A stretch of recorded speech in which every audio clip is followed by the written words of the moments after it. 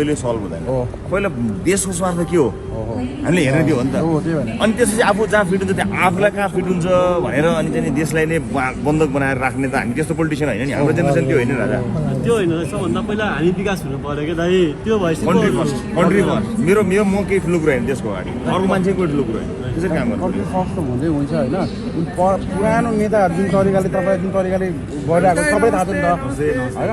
त्यसलाई चाहिँ के चिज गर्नुपर्ने हुन्छ कि अब युथ भनेको तपाईँहरूमाथि जति पनि बालन सरमाथि हाम्रो अब कुलमान सिंह सरमाथि जुन आशा छ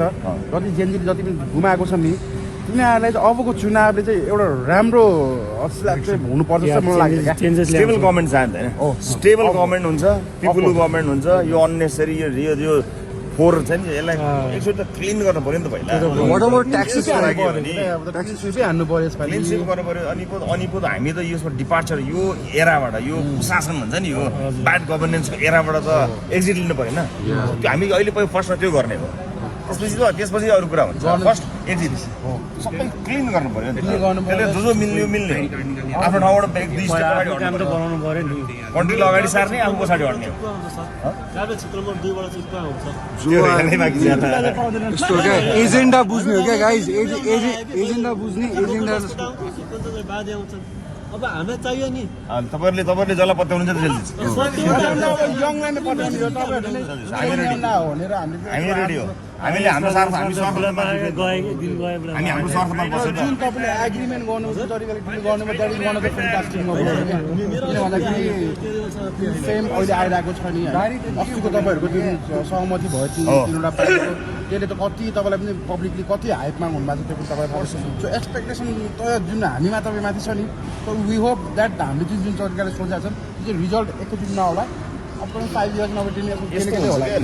लिडरले चाहिँ के सोच्नु पर्यो भने पिपुलको थट प्रोसेस र लिडरको थट प्रोसेस अलाइन त हुनु पऱ्यो नि त जनता एउटा सोच्छ नेता अर्को सोच्छ त मिलेन नि त अहिले हामीले जे गरेर तपाईँले सोचे जस्तो भयो नि होइन त्यही हो लिडरसिप लिडरसिपै त्यही हो नि जनता एउटा सोच्ने नेता आफ्नो सोच्ने भएन नि त बरु त एउटा के गर्न सकिन्छ भने हाम्रो हर्क सरलाई चाहिँ अलिकति के गर्नु पर्यो टेबल टक गर्नु पर्यो बसेर के रहेछ उहाँको गर्नुहुन्छ कताबाट पुस्तिका चाहना थिएन गर्नु कुरा गरिहाल्छ मिलाएर लानु पर्यो तपाईँहरूमाथि बिलिभ छ भनेर एकदम तपाईँहरूलाई हाम्रो बिलिभ छ हामीलाई नेपालको युथमा बिलिभ छ ल चार तारालाई एयरपोर्टमा हल्ला गरेर पाइन्छ